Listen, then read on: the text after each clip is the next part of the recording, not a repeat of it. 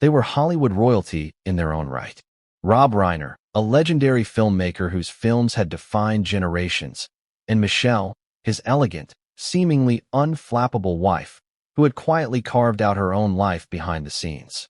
To the outside world, they were the perfect couple, successful, respected, and surrounded by family. Their son, Nick, lived in the guest house of their sprawling Brentwood estate, a home that seemed to promise safety, love, and wealth. Yet, within these walls, a storm had been quietly brewing, one that would erupt in a tragedy no one could have imagined. How could a family so outwardly perfect end in such horror? How could the son of Rob Reiner and Michelle be accused of stabbing both of his parents to death in their own home? These are not questions we ask lightly, yet they demand our attention. Because behind the headlines, behind the flashing cameras and the shocked social media reactions, lies a story of hidden conflicts, emotional fractures, and secrets that only Nick knows. And he is finally speaking. Before we continue, please hit the like button, subscribe to the channel, and turn on the notification bell for updates.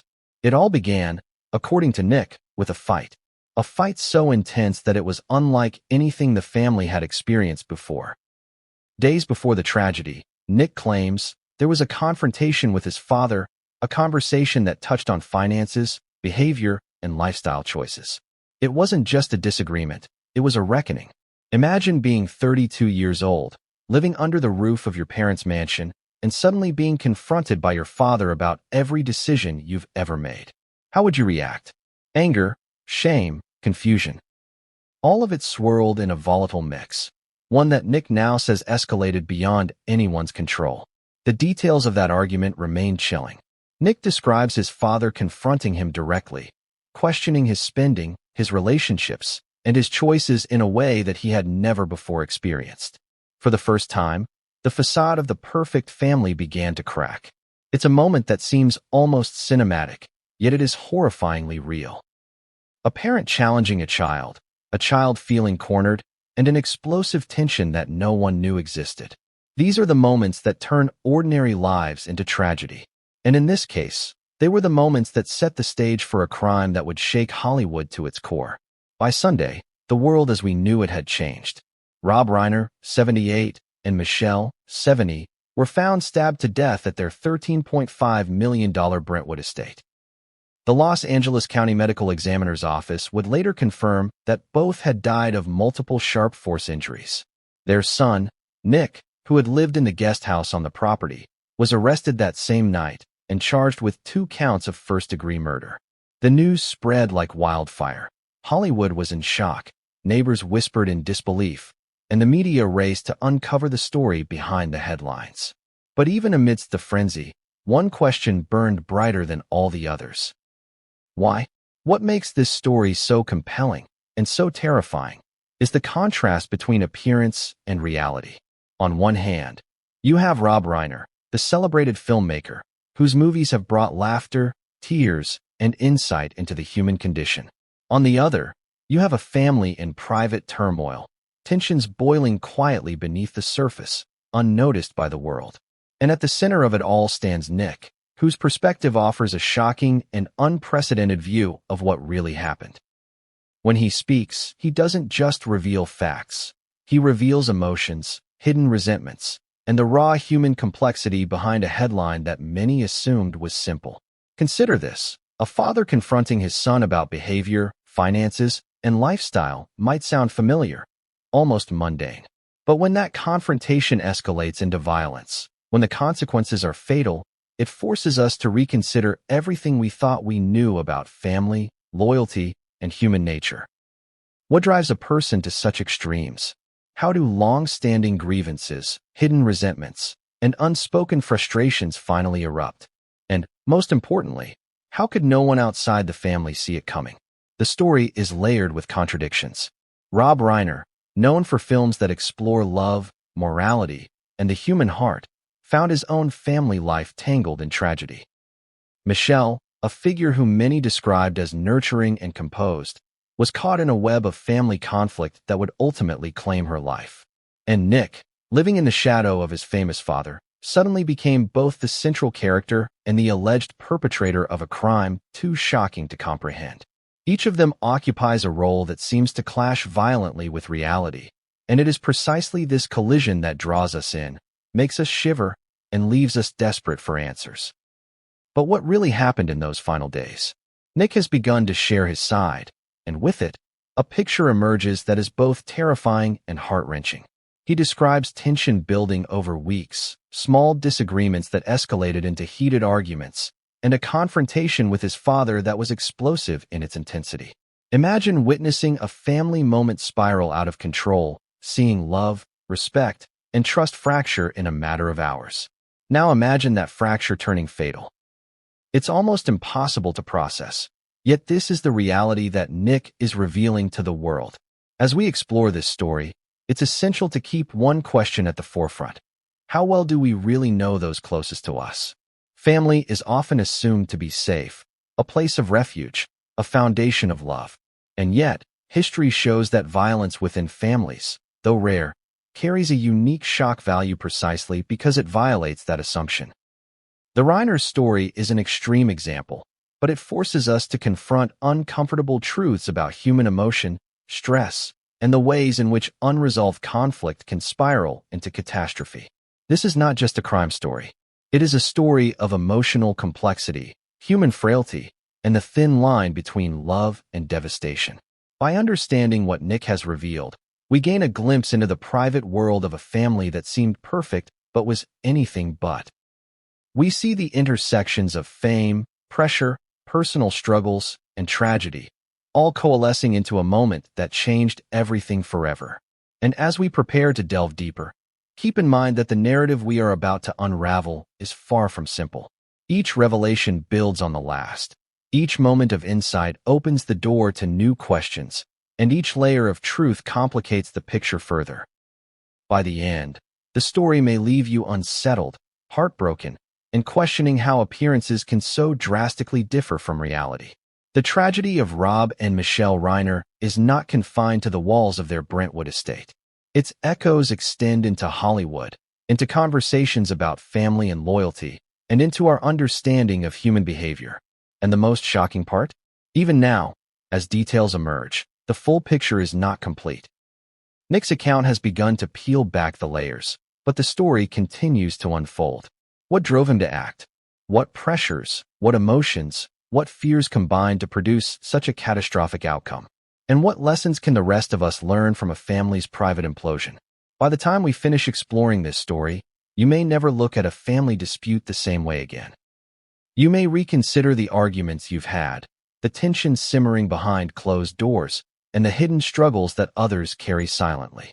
Because in the case of the Reiners, a fight that seemed like an ordinary family conflict became the prelude to a tragedy that no one could have predicted, no one could have stopped, and no one could understand until now. And yet, even as we set the stage, even as the outlines of the conflict begin to take shape, the most unsettling question remains. What truly happened in those final, fatal hours inside the Brentwood estate? Nick's revelations give us a window, but not the full view. And what comes next, the details of the fight, the confrontation, and the moments leading to the murders, will shock you, disturb you, and leave you questioning everything you thought you knew about family, loyalty, and human nature. They look like a storybook family. Rob Reiner, the celebrated filmmaker, whose name conjured memories of classics like The Princess Bride, When Harry Met Sally, and Stand By Me, was the very embodiment of Hollywood success. His films were not just movies. They were cultural touchstones, windows into human emotion and storytelling brilliance. Michelle, his wife of decades, was elegant, composed, and known among friends and colleagues as a steadying presence in Rob's whirlwind life. Together, they seemed untouchable. A Hollywood power couple, admired, respected, and envied in equal measure. From the outside, everything was perfect. Their Brentwood estate was luxurious but understated, reflecting both wealth and taste. The manicured gardens, the quiet driveways, and the sense of privacy suggested a life carefully curated to protect the family from the relentless scrutiny of the public eye. Rob's career had afforded them more than just financial comfort. It had given them influence, access, and status. Michelle complemented this world with poise, grace, and a support system that kept the household running smoothly. Yet appearances, as this story would make painfully clear, can be deceiving. For every red carpet smile and perfectly staged photograph, there were moments hidden from view. Small frictions, minor disagreements, tensions that no outsider would ever suspect. And at the center of these private storms was Nick, their only child, whose life in the guest house of the Brentwood estate added a layer of complexity few could understand. Nick was 32 years old, an age when most people are navigating careers, relationships, and independence. But Nick's life had always been intertwined with the shadow of his father's fame. Growing up as the son of Rob Reiner came with advantages, education, exposure, connections, but it also came with intense pressure. Every choice he made, every misstep, was magnified against the backdrop of a family legacy that few could match. There is an unspoken burden that comes with being the child of a celebrity, the expectation to succeed, to behave, to live up to a reputation that is not your own. By many accounts, Nick was a private, even enigmatic figure. While Rob and Michelle were public personas, their son kept to himself. Friends of the family have described him as quiet, sometimes withdrawn, sometimes charming, but always a puzzle. Yet even puzzles have edges that can be forced, cracks that can be widened. And in the days leading up to the tragedy, those edges were not only widened, they were shattered. Consider the image that the world saw. A family living in a picturesque estate, a son residing comfortably in a guest house, a father enjoying the twilight of his career, and a mother maintaining a life of dignity and calm. But beneath that picture lay unresolved conflicts, disagreements over money, lifestyle choices, personal freedom, and perhaps even expectations of loyalty and obedience. These were not fleeting issues. They were simmering tensions, the kind that grow quietly over time, unnoticed until they erupt. It's crucial to understand the duality here. Rob Reiner was a filmmaker whose art often explored human complexity, relationships, and morality. Yet his own household, the one place where he had ultimate control, was fraught with difficulties he could not manage, or perhaps could not even see. Michelle, who many assumed had a stabilizing influence, may have been quietly battling her own frustrations, trying to maintain harmony where it was increasingly fragile. And Nick, caught in the middle, was navigating his own emotional landscape, a mixture of independence, rebellion, resentment, and confusion. Family members often speak of tension in a way outsiders don't notice. A raised voice in a hallway, a door slammed a little too hard, a quiet argument that echoes longer than it should. In public, these moments are easily hidden behind smiles or dismissive explanations. In private, however, they can fester, growing into emotional storms that are impossible to ignore. For the Reiners, these storms had been building for years, their true impact hidden from the world. And by the time anyone could notice, it was too late. One of the most chilling aspects of this story is the contrast between perception and reality. To the public, they were perfect. To neighbors, they were respectful and polite. To Hollywood colleagues, they were gracious and charming. Yet inside the walls of their Brentwood estate, the family was wrestling with issues that would culminate in a tragedy so extreme it defied comprehension. How often do we see the happy family photos, the red carpet appearances, the smiling snapshots, and assume that nothing could possibly be wrong? The Reiner story forces us to question those assumptions. And then there's Nick himself. While many details of his life were private, certain facts stand out. He had access to immense resources, a lifestyle that would be the envy of most people his age, and the freedom to live independently in the guest house. Yet those freedoms came with strings attached. Expectations from his parents, scrutiny of his choices, and pressures that, according to him, became overwhelming. He claims that his father's confrontation days before the murders was a breaking point. A moment when all the tension, all the unspoken frustrations, collided in a way that changed everything. It is a harrowing thought. The son of a beloved Hollywood filmmaker, confronted by his father in what should have been a private, corrective conversation, ultimately crossing a line that no one could have predicted. How does such a thing happen? What factors drive someone from argument to violence? These are questions that not only challenge our understanding of the Reiner's tragedy, but also speak to a universal human fear that the people we trust most can under extreme circumstances, become the center of unimaginable horror. The story of the Reiners is, in many ways, a study in contrasts. Public versus private. Appearance versus reality. Love versus anger. Wealth versus vulnerability. Each of these contradictions plays a critical role in understanding the events that led to the tragedy. When we begin to peel back the layers, we see a family struggling under the weight of expectation, reputation, and unresolved conflict. A family that, like so many, harbored secrets that could not remain hidden forever.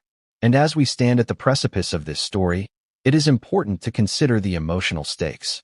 This is not a tale of Hollywood glamour or celebrity gossip. This is a story about human relationships pushed to their breaking point, about the complexity of familial bonds, and about the consequences of unresolved anger.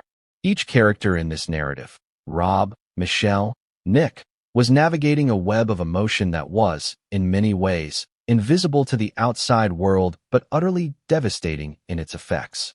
The tragedy also raises uncomfortable questions for the rest of us. How well do we know the people closest to us? How often do we dismiss warning signs, avoid difficult conversations, or underestimate the emotional pressures within our own homes? The Reiner's story is extreme, but it illuminates truths that resonate far beyond Hollywood estates. The fragility of trust, the dangers of unresolved conflict, and the profound consequences of letting tension fester.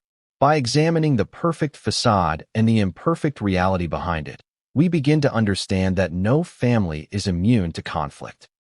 We begin to see how love, pride, frustration, and anger can coexist in the same household. And we begin to comprehend, in the most sobering terms, how quickly circumstances can escalate from argument to disaster. And yet, even as we reflect on these dynamics, one question hangs over the entire narrative. What was the spark that turned tension into catastrophe? What happened in the days leading up to the murders that no one outside the family could have predicted? Nick's revelations hint at a confrontation that altered the course of everything. A confrontation that, in retrospect, was far more explosive and consequential than anyone could have imagined. What comes next is the unraveling of a family's private turmoil, the step-by-step exploration of the events that led to tragedy, and the shocking details that Nick has finally begun to reveal. The story moves from the perception of perfection to the stark reality of conflict, and as we peel back these layers, we encounter truths that are as horrifying as they are compelling. And yet, for all the insight we gain, one chilling truth remains. Appearances can be deceiving, secrets can fester, and in a single moment, everything can change. The Reiner story is not just a story of Hollywood tragedy. It is a cautionary tale about human relationships, about the hidden weight of expectations, and about the explosive potential of conflict left unresolved. Behind every tragedy, there is a story that begins long before the fateful moment. For Nick Reiner, that story stretches back to his earliest years, shaped by privilege, expectation, and the shadow of his father's towering legacy.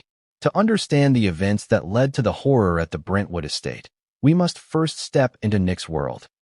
A world of opportunity, pressure, and the complex emotions of a son striving to find his place in a family that the world believed was perfect. Nick was born into Hollywood royalty, the only child of Rob and Michelle Reiner. From the outside, it looked like an ideal upbringing.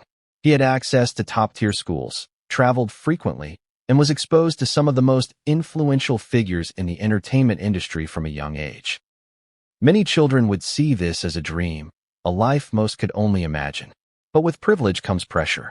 Every choice Nick made, from his education to his hobbies, was likely observed and measured against the achievements of his father, a man whose name carried weight in Hollywood and beyond. Growing up in such an environment is a double-edged sword. On one hand, Nick had resources, connections, and opportunities that could set him up for almost anything he desired. On the other, the very same environment imposed a silent expectation to succeed, to behave appropriately, and to reflect well on the family name. It's a heavy burden for any child, and one that can quietly shape behavior, self-esteem, and emotional responses over time.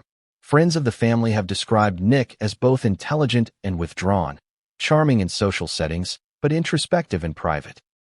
There were hints of rebellion, subtle signs that he was struggling to assert his independence within the parameters of his father's expectations. Adolescence and early adulthood can be turbulent for any young person, but for Nick, those challenges were magnified by the unique pressures of his upbringing. How does a son find his own identity when every step is measured against the shadow of a famous parent? It's a question that looms over much of Nick's life story, one that foreshadows the tragic events to come. By the time Nick reached his 20s, signs of conflict had begun to appear more frequently. Reports indicate that he had struggled with personal relationships and financial independence, and that his lifestyle choices occasionally clashed with his parents' expectations. While the details remain private, Nick himself has alluded to feelings of frustration and resentment, emotions that he says intensified in the years leading up to the tragedy. Consider the psychological tension of growing up under constant observation. A young man trying to assert independence, experimenting with choices that may not align with parental expectations, all while living in the shadow of a father whose achievements are celebrated worldwide. It's a dynamic that can breed both resilience and vulnerability, self-confidence and self-doubt, pride and frustration, all at the same time. For Nick, these competing emotions created a complex inner world, one that few could penetrate and even fewer could understand. Friends, acquaintances, and insiders have described Nick as someone who could be both highly likable and deeply enigmatic. He had moments of charm that drew people in, yet he could retreat into silence or become defensive when confronted about his choices. These behavioral patterns are important to note because they paint a picture of a young man caught between two worlds, the world of his own desires and the world of expectations imposed upon him by family and society. It is within this tension that the seeds of conflict were sown, conflict that would eventually erupt with devastating consequences. Nick's relationship with his father, Rob Reiner, is central to understanding the dynamics that led to the tragedy. Rob is a man accustomed to control, to precision, and to achieving excellence in every endeavor. As a parent, it is plausible that these traits manifested as high expectations for his son, expectations that, according to Nick, became increasingly difficult to meet. While many parents hope to guide their children toward success, the methods and tone of that guidance can significantly impact how the child perceives themselves, their abilities, and their relationship with their parents. In interviews and statements following the arrests, Nick has suggested that the confrontation with his father days before the murders was not an isolated event, but rather the culmination of years of tension.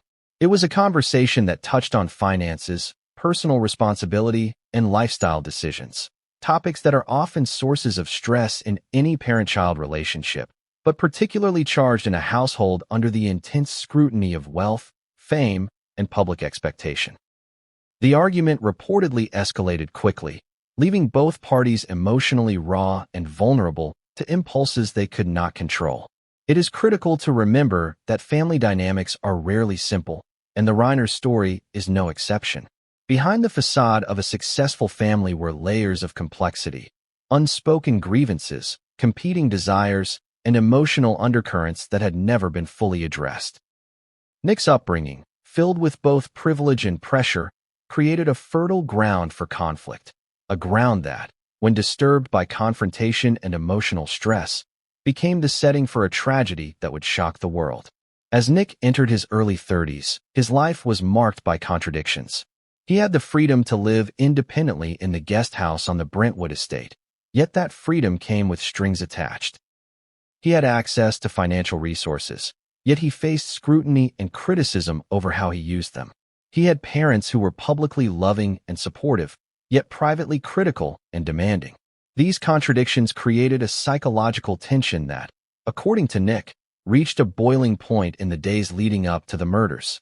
In examining Nick's path, it is also important to consider the role of identity and independence. Many children of prominent figures struggle to carve out a life that is authentically their own, distinct from the shadow of their parents. For Nick, this struggle was compounded by wealth, fame, and intense scrutiny. Every misstep, real or perceived, carried consequences that were amplified by the household's unique dynamics. In hindsight, these pressures were not merely background noise.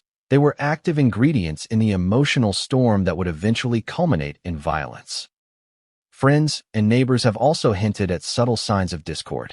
While there was no public awareness of conflict escalating to dangerous levels, those close to the family reportedly noticed tension in private moments, arguments behind closed doors, strained interactions, and periods where Nick seemed withdrawn or irritable. These behaviors, while not uncommon in many households, took on a heightened significance given the eventual outcome.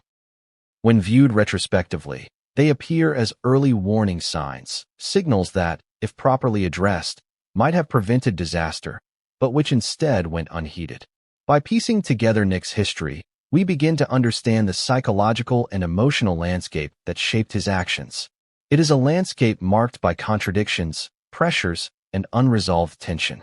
We see a young man who, despite privilege and opportunity, felt cornered, misunderstood, and challenged at every turn. We see a son whose struggle for autonomy collided violently with the expectations imposed upon him by his parents. And we see the human cost of unresolved conflict, magnified exponentially by wealth, fame, and secrecy. Nick's troubled path is not an excuse for what happened, but it provides essential context. To understand the tragedy, we must look beyond headlines and arrests and into the complex web of personal history, familial pressure, and emotional intensity that framed the events of that final week. Only by doing so can we begin to see how a family that appeared perfect could harbor tensions capable of erupting in unspeakable violence. And yet, even as we examine his path, there is a chilling inevitability that cannot be ignored. The confrontation with his father was coming.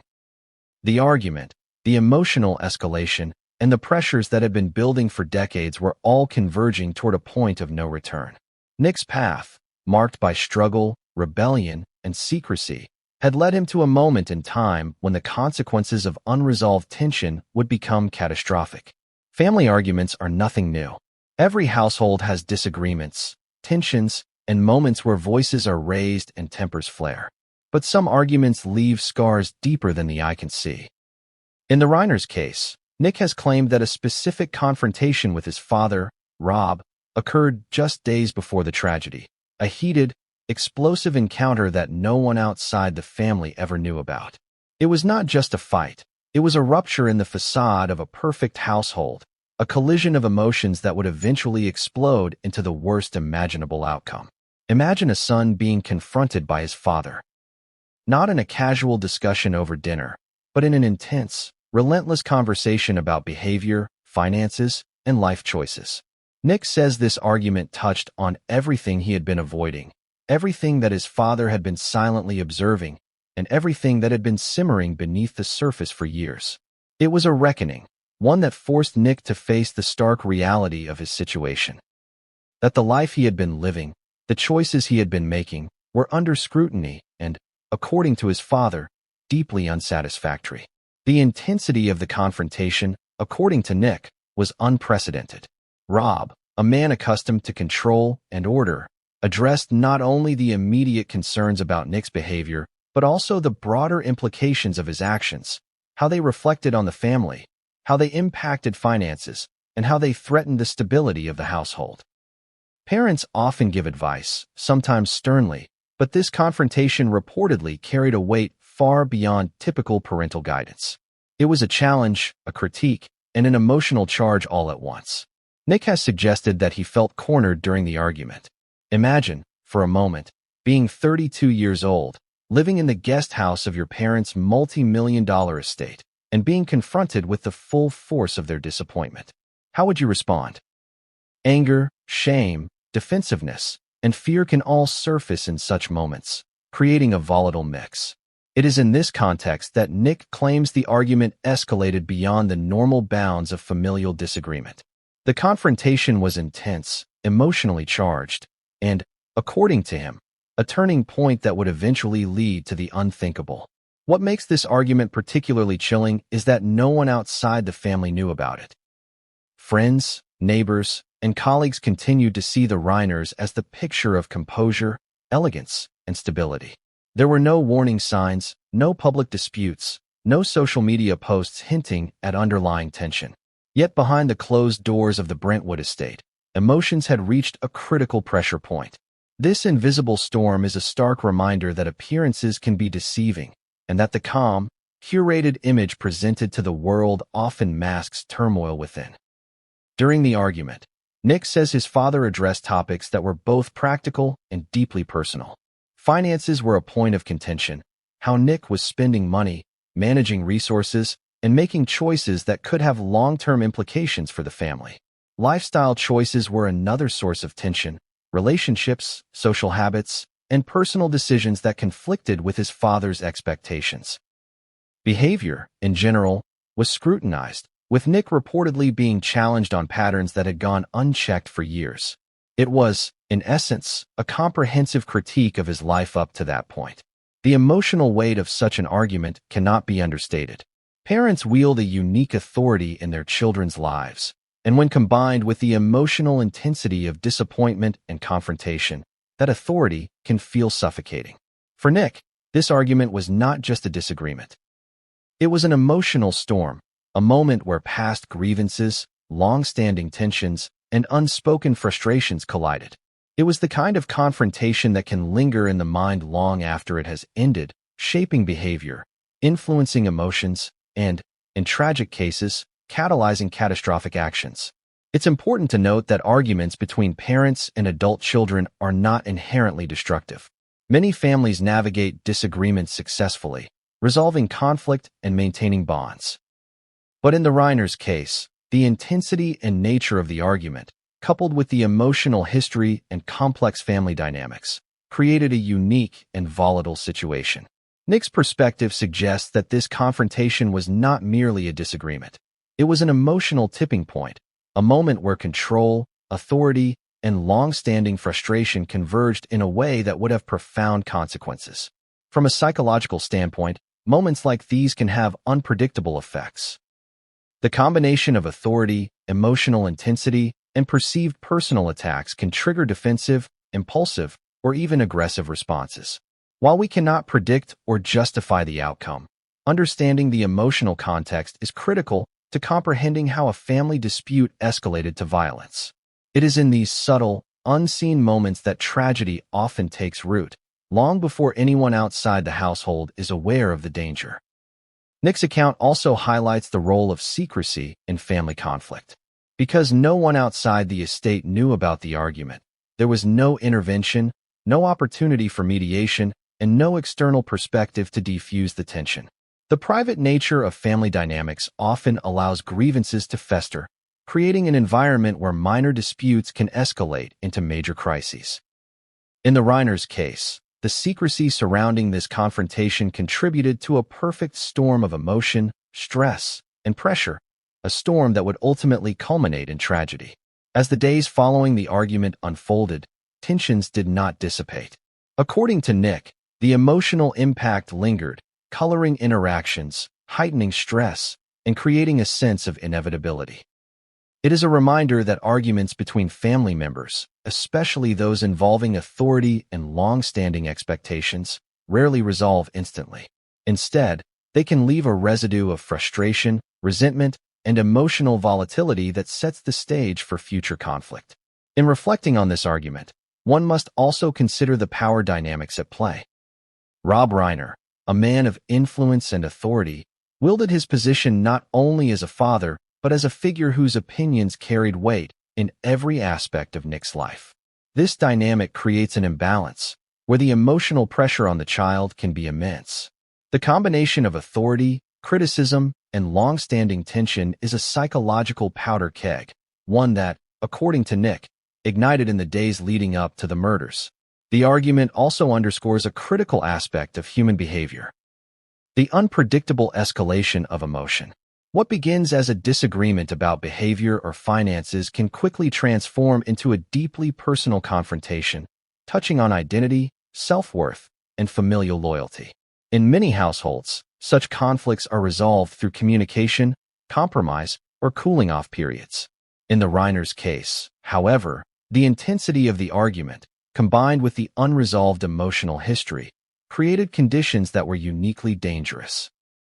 Even as we examine the details, one cannot escape the sense of inevitability.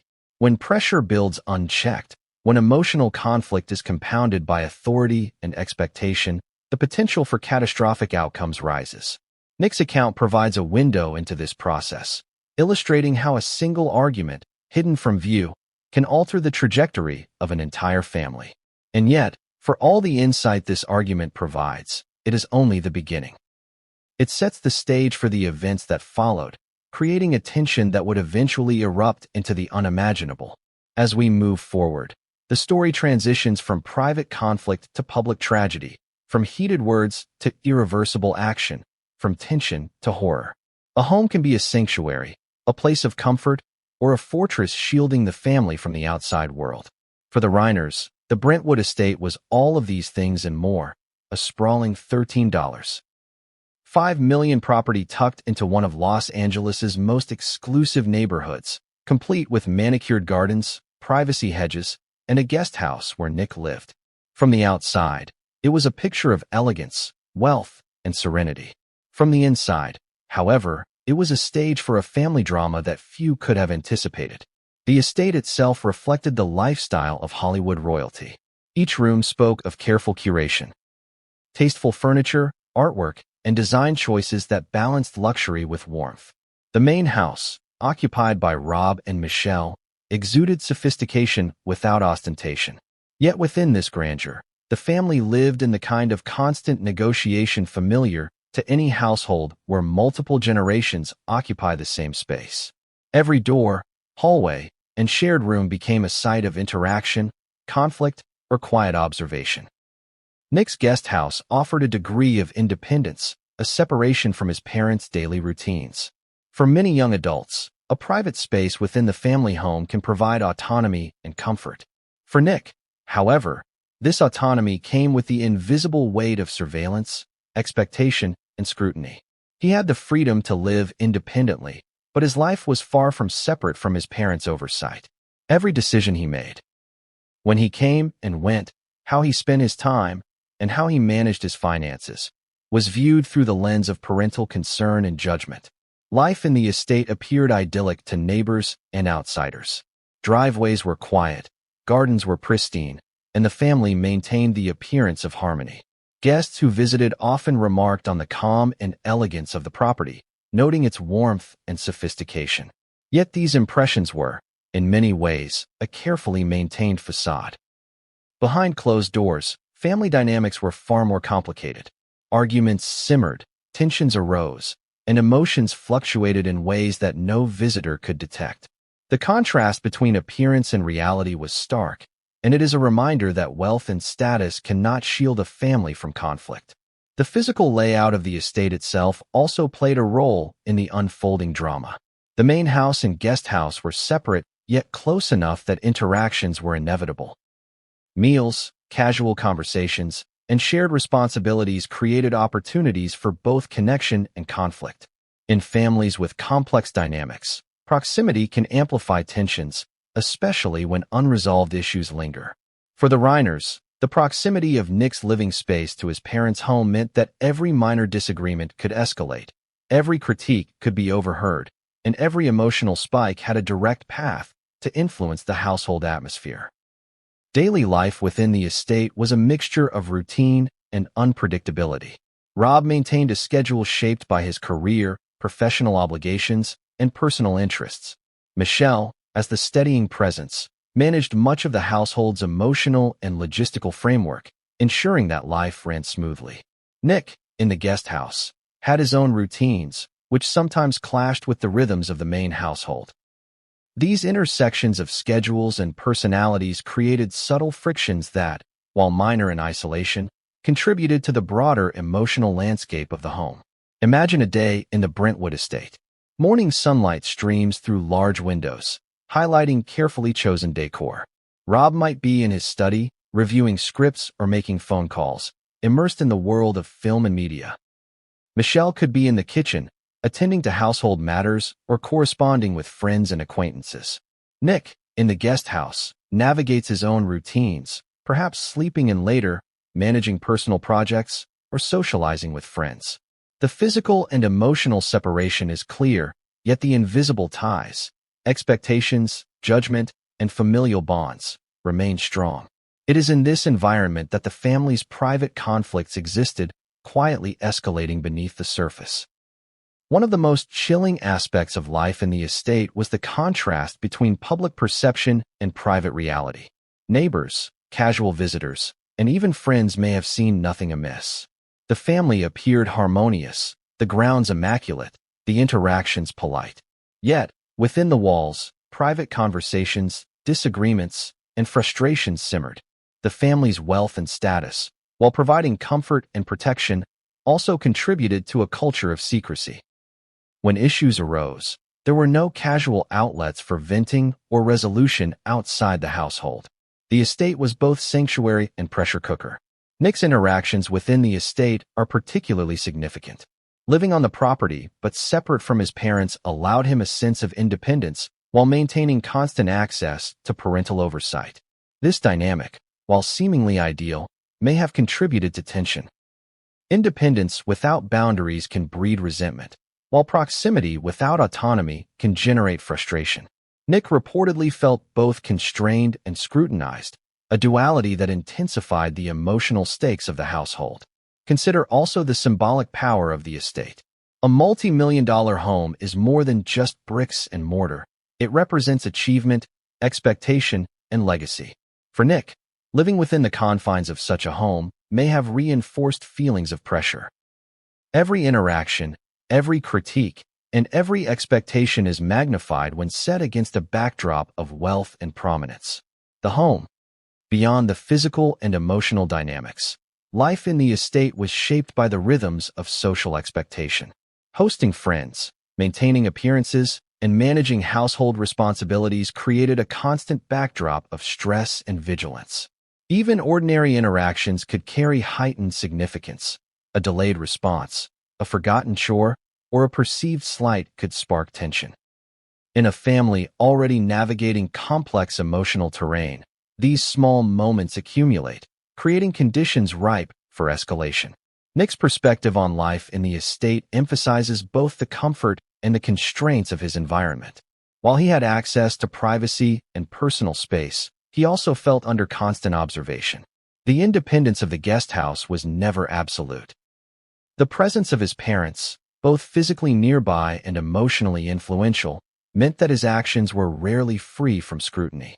It is within this tension between autonomy and oversight that the psychological dynamics of the household can be understood. The estate, in its grandeur and elegance, also created a sense of isolation.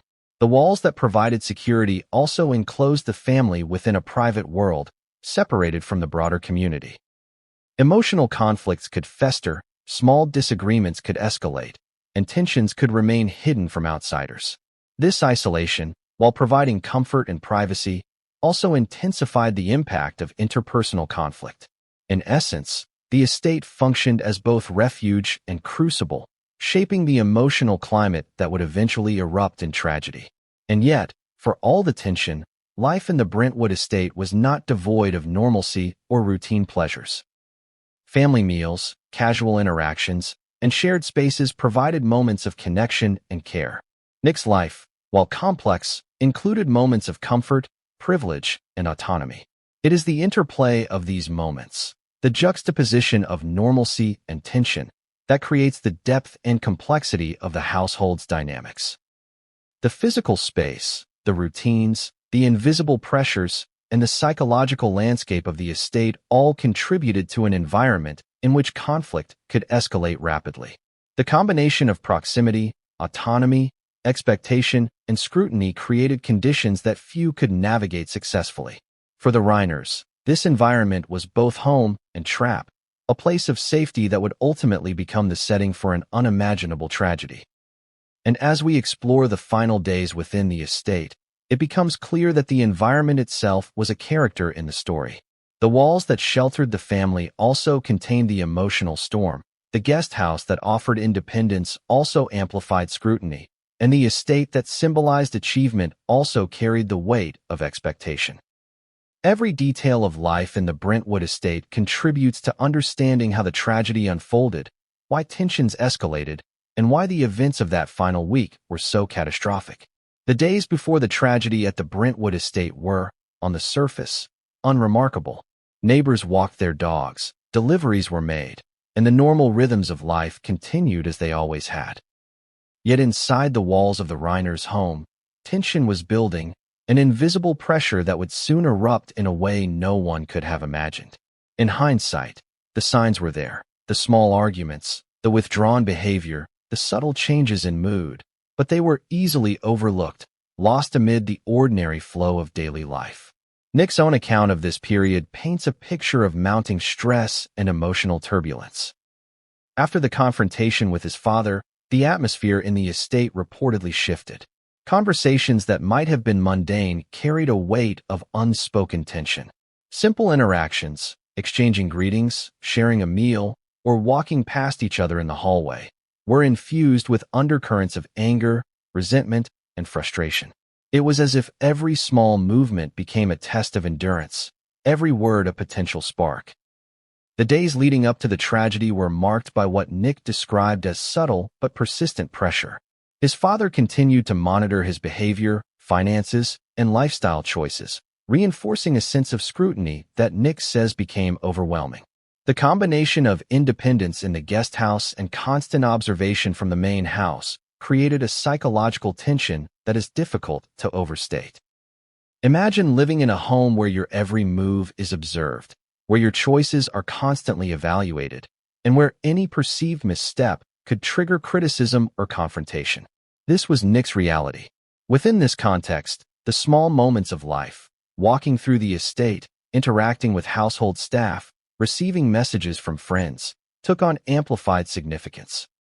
Every interaction was filtered through a lens of expectation and judgment, heightening emotional stakes and making the household a pressure cooker of potential conflict. Even minor annoyances, unremarkable to outsiders, contributed to a growing sense of frustration and resentment. Neighbors reported little to indicate the brewing storm. The estate remained pristine, comings and goings seemed routine, and the family presented their usual composed facade. This contrast between outward normalcy and private turmoil is a recurring theme in tragedies like this. The world sees one reality, while another, far darker reality unfolds behind closed doors. It is a reminder that appearances can be profoundly misleading, and that the most shocking events often arise where we least expect them. Nick's perspective suggests that certain patterns in these days were particularly telling. He described moments of isolation, withdrawal, and mood swings that seemed minor but were, in fact, indicators of escalating emotional tension. For those outside the household, these behaviors might have appeared normal or innocuous. For those inside, they were symptoms of a deepening crisis, a crisis that, ultimately, no one could contain. The argument with his father left a residue of anger and frustration. Nick's account indicates that he spent much of the following days processing the confrontation, reflecting on his choices, and grappling with feelings of shame and resentment. These emotions, unaddressed and escalating, created a volatile psychological state. Emotional volatility, when combined with the pressures of wealth, independence, and scrutiny, can lead to impulsive decisions that are difficult to predict and, in some cases, devastating in their consequences. During this period, the household's normal routines continued, masking the emotional storm beneath. Meals were served, chores completed, and daily activities maintained, creating a sense of ordinary life that belied the tension simmering just below the surface. It is often in these moments of apparent normalcy that tragedies gain their shock value. The contrast between what the world expects and what is actually happening creates a profound sense of disbelief and horror. Nick also described moments of interaction with his parents that, while brief, carried enormous emotional weight. Small disagreements, critiques, or reminders of expectations became flashpoints, each one contributing to a growing sense of pressure. The accumulation of these seemingly minor incidents is a critical factor in understanding how the tragedy unfolded. Often, it is not a single event but a series of emotional pressures, repeated over time, that culminates in catastrophe. In examining these days, one must also consider the psychological impact of wealth and status. Living in a multi-million-dollar estate provides comfort and privilege, but it also imposes unique pressures. Expectations are magnified, privacy is limited, and mistakes carry both emotional and social consequences. For Nick, these pressures interacted with the personal tensions within the household, creating a perfect storm of emotional intensity. It is also worth noting that external factors likely played a role in shaping the final week. Hollywood pressures, public perception, and the family's social circle may have contributed additional layers of stress. While the immediate triggers of the tragedy were internal to the household, the broader environment cannot be ignored. Living under scrutiny, both from a famous family and from a socially connected community, can heighten the stakes of every interaction, making conflicts feel more urgent and emotionally charged. The days leading to the tragedy were, in essence, a slow buildup of tension. Every interaction, every argument, every glance carried weight. Nick's emotions were a mix of anger, frustration, fear, and perhaps despair. Rob's scrutiny and Michelle's quiet oversight created a constant backdrop of evaluation. The guest house, while offering independence, was never truly separate from the main house, ensuring that emotional and physical proximity amplified every tension. Neighbors and friends would later recall that the family seemed outwardly normal, but Nick's account suggests that the internal reality was starkly different. The household was a crucible of emotional pressure, a place where unresolved conflicts, accumulated resentment, and personal struggles coexisted in a volatile balance. In such an environment, it is tragically easy to see how a single trigger, an argument, a perceived slight, or a moment of impulsive emotion, could ignite a sequence of events leading to disaster. As we piece together the final week, it becomes clear that the tragedy was not sudden or random. It was the culmination of tension, conflict, and psychological pressure that had been building for years and had reached a breaking point. The days leading to the event were filled with subtle signs, emotional spikes, and escalating disputes, signs that, in hindsight, were ominous indicators of what was to come. And yet, despite the mounting tension, life continued in its ordinary rhythm. Meals were eaten, chores completed, and the estate maintained its outward appearance of calm.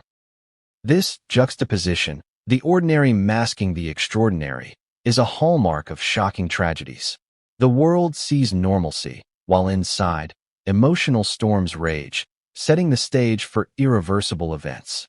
The news broke like a shockwave, reverberating across Hollywood, the media, and the world at large. Rob Reiner and his wife, Michelle, had been found dead at their Brentwood estate. What initially seemed unthinkable became painfully real. The Los Angeles County Medical Examiner's Office confirmed that both had died of multiple sharp force injuries. The details were harrowing, and the sheer violence of the act made it impossible to ignore. This was not a tragic accident, a sudden illness, or even a crime of opportunity. It was deliberate, devastating, and as authorities would soon confirm, allegedly committed by their own son. It was Sunday evening when the estate, normally a scene of quiet luxury, became the site of horror. Police officers arrived after receiving the call, alerted by the immediate discovery of the couple. Neighbors, who had seen only the facade of harmony and calm, were stunned. The Brentwood estate, which had long symbolized elegance and success, was suddenly transformed into a crime scene. Law enforcement cordoned off the area, and the investigation began in earnest, piecing together the sequence of events that had led to the deaths of two beloved figures. Nick, who had lived in the guest house, was arrested that same night. Authorities charged him with 2 counts of first-degree murder. The arrest itself stunned the public. How could the son of Rob and Michelle Reiner, a man whose life seemed wrapped in privilege and opportunity, allegedly commit such a heinous act? The contrast between perception and reality was stark, leaving the world grappling with disbelief, shock, and an urgent need for answers. The initial discovery of the crime revealed the brutal nature of the event. The medical examiner's report highlighted the severity of the injuries, multiple sharp force wounds that were both lethal and inflicted in a manner suggesting intense emotional involvement. It was a grim reminder that family violence, when it erupts, carries a shock value far beyond ordinary criminal acts. In many ways, the act itself was a culmination of unseen tensions, simmering conflicts, and unresolved emotional turmoil. Law enforcement sources described the scene as chaotic and emotionally charged. Officers were confronted with the tragic aftermath of a family destroyed from within.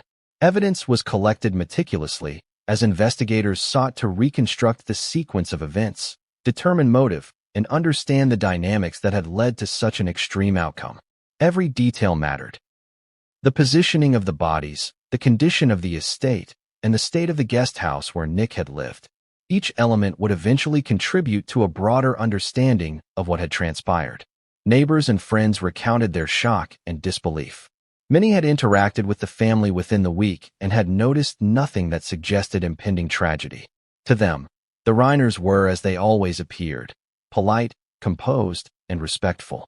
The sudden revelation of the deaths and the allegation against their own son shattered this perception, creating a ripple effect of confusion and grief throughout the community. It was a stark illustration of how appearances can mask deep, hidden conflicts. The timing of the discovery also amplified the horror. It was not a quiet weekday evening, when routines might have muted the impact, but a Sunday night, a time often associated with family, rest, and reflection.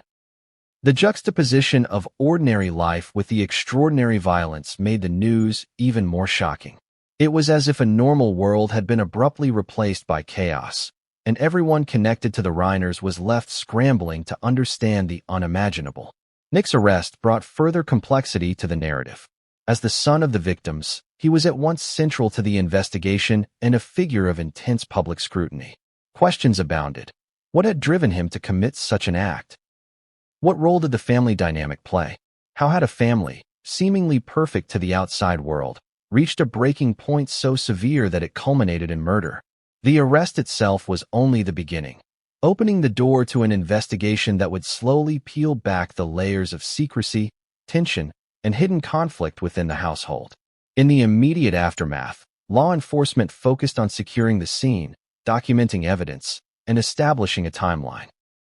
Investigators spoke with neighbors, family friends, and anyone who might shed light on the events leading up to the tragedy.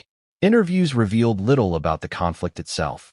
Much of the emotional landscape of the family remained private, but certain details began to emerge, pointing to long-standing tensions and recent confrontations. The confrontation Nick described with his father was corroborated in part by behavior observed by those close to the family, hinting at an emotional volatility that had been building over time. The discovery of the crime also raised questions about motive. Initial reports indicated that there had been no signs of forced entry, suggesting that the perpetrator was someone with intimate access to the home. This detail, combined with the nature of the injuries, pointed to a personal, emotionally charged act. In cases of familial homicide, motive is often rooted in complex emotional dynamics, long-standing resentment, or perceived grievances. The Reiner's case was no different. Understanding the psychological and emotional context was essential to making sense of the violence. Media coverage quickly escalated. Headlines screamed the shocking details.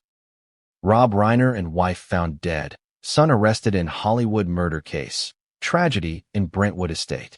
Social media exploded with reactions from fans, colleagues, and the general public, all grappling with disbelief and horror. The narrative was both sensational and deeply human, capturing attention because it challenged our assumptions about family, safety, and the potential for violence within households we believe to be secure. Even as the investigation continued, questions persisted about the dynamics within the estate. How had tensions escalated to this point? Were there warning signs missed by neighbors, friends, or even the parents themselves? Nick's account, when he eventually shared it, revealed details of private arguments, confrontations, and emotional strain that had gone unnoticed by the outside world. The discovery of the crime forced these hidden dynamics into the spotlight, making it clear that the tragedy was not an isolated incident, but the culmination of ongoing conflict. The sequence of discovery also illuminated the emotional impact on law enforcement and first responders. Arriving at a crime scene involving a family, especially one of public prominence, presents unique challenges. Officers had to process not only the physical evidence, but also the emotional weight of the situation. The knowledge that parents had been killed and the son arrested the potential for media intrusion, and the pressure of handling a case under intense public scrutiny. The personal impact on those involved in the investigation cannot be understated, as the crime was both shocking and emotionally complex. As the world grappled with the news, the Reiner story became emblematic of a darker truth. Wealth, status, and appearances provide no immunity against familial tragedy. Homes that seem serene can harbor tension. Families that seem perfect can experience profound conflict. The discovery of the crime laid bare the vulnerability inherent in human relationships, emphasizing that no amount of privilege can prevent the eruption of unresolved emotional turmoil. And yet, even amidst the horror, the full story was only beginning to emerge. The initial discovery, arrests, and headlines provided a framework, but the deeper narrative, the motivations, the tensions, the confrontations, and the psychological dynamics, would only become clear as investigators and Nick himself began to reveal details. Each new revelation would add complexity, shock, and insight, forcing the public to reconcile the tragedy with the human reality behind the headlines. The moment law enforcement secured the Brentwood estate, a meticulous, high-stakes investigation began. In cases where the alleged perpetrator is a family member, the emotional intensity is matched only by the complexity of evidence gathering, interviews, and forensics. Every detail mattered, from fingerprints and DNA to the timing of interactions, witness statements, and the physical layout of the estate. The Los Angeles Police Department and the county's homicide detectives approached the scene with precision, fully aware that the world was watching and that the slightest misstep could compromise the investigation. Crime scenes are paradoxically both chaotic and structured. Officers initially face the immediate reality, a home